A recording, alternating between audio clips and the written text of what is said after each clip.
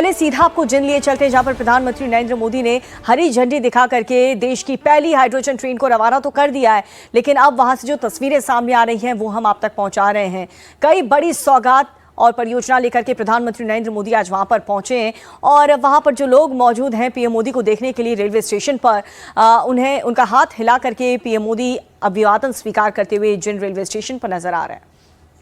तो तस्वीरें आप देख रहे हैं सीधा जिंद रेलवे स्टेशन, जहां से भारत में ही निर्मित हाइड्रोजन ट्रेन को हरी झंडी दिखाई गई है और जिंद से सोनीपत तक का ये सफर तय किया करेगी ट्रेन। करीब 90 किलोमीटर का सफर 2 घंटे में पूरा होगा।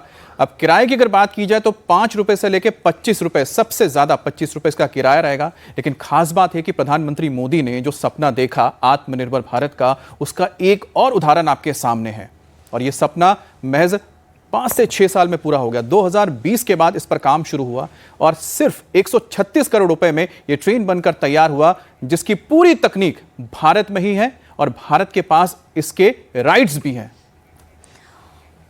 और इस खबर पर ज्यादा जानकारी के साथ हमारी सहयोगी अनामिका भी हमारे साथ जुड़ चुकी है। अनामिका, हाइड्रोजन ट्रेन के अंदर आप मौजूद हैं और पूरे भारतीय रेलवे के लिए आज का दिन बहुत ऐतिहासिक है।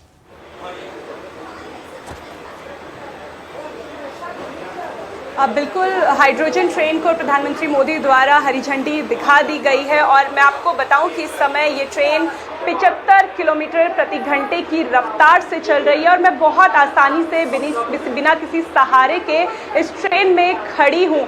ये ट्रेन बाकी ट्रेनों से कैसे अलग है, ये इस ट्रेन में सफ़र करके ही आप जान पाएंगे, क्योंकि जब ट्रेन चलती है तो काफ़ी आवाज़ होती है, झटके होते हैं, लेकिन इस ट्रेन में कोई आवाज़ नहीं है। बहुत एक आरामदायक जो सफ़र है वो यात्रियों के लिए, पैसेंजर्स के लिए होने वाला है। इस ट्रेन को एक किफ़ायती, एक पॉकेट फ्रेंडली आम आदमी का जो सहारा है, जो ट्रैवल का सहारा है, वो बनाने की कोशिश की गई और ये इसलिए हो पाया है कि पूरी जो टेक्नोलॉजी है इसे भारत में डेवलप किया गया।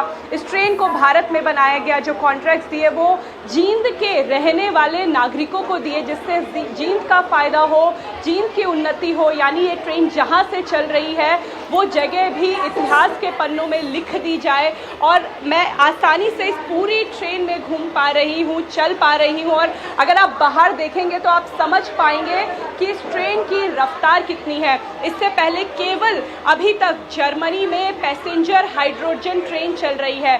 बाकी देशों में हाइड्रोजन टेक्नोलॉजी को डेवलप तो कर लिया गया, लेकिन भारत अब वो दूसरा देश है जिसमें हाइड्रोजन पैसेंजर ट्रेन बना ली है और पटरियों पर दौड़ती हुई ये ट्रेन अब पूरी दुनिया को नज़र आ रही है। लेकिन इतिहास भारत ने इसलिए बनाया है क्योंकि ये पूरी दुनिया की सबसे बड़ी हॉर्स पावर वाली 10 पैसेंजर कोच वाली पहली हाइड्रोजन ट्रेन बन चुकी है।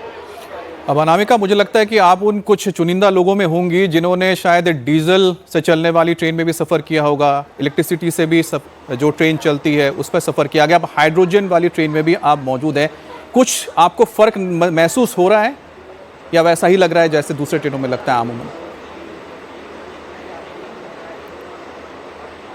बिल्कुल अमित, भारतीय रेलवे ने भाप के इंजन से चलने वाली ट्रेन से लेके वंदे भारत और अब हाइड्रोजन ट्रेन का सफ़र तय कर लिया है। भारत के लिए अब अगली चुनौती या भारत का अगला लक्ष्य अब बुलेट ट्रेन ही बचा है।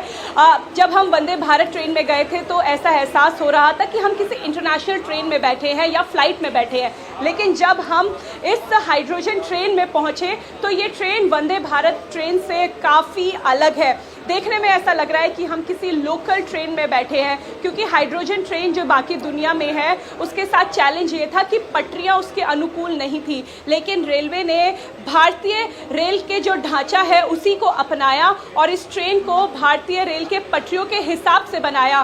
तो अगर आप इस ट्रेन में आएंगे तो आपको ऐसा लगेगा कि आप किसी नई पैसेंजर ट्रेन में आए हैं, लेकिन जब इसका जो सफ़र आप तय करेंगे तो आपको समझ में आएगा कि ये ट्रेन कैसे आपका कहना है कि इसमें सहूलियत अच्छी है, इसमें जो आपकी जर्नी है वो बहुत अच्छी है, बहुत सेफ है, लेकिन इसमें किस ऊर्जा का इस्तेमाल हो रहा है, किस ईंधन का इस्तेमाल हो रहा है, वो आपको बैठकर नहीं पता लगेगा, क्योंकि आपको आराम ही मिलेगा जो आपको अमूमन किसी डीजल वाले ट्रेन में मिलता है या फिर इलेक्ट्रिसिटी से चलने वाली ट्रेन में मिलता है। लेकिन यहां पर आप पर्यावरण को भी बचाएंगे और साथ ही साथ देश को एक अगले लेवल तक लेकर जाएंगे। बहुत बहुत धन्यवाद अनामिका आपका।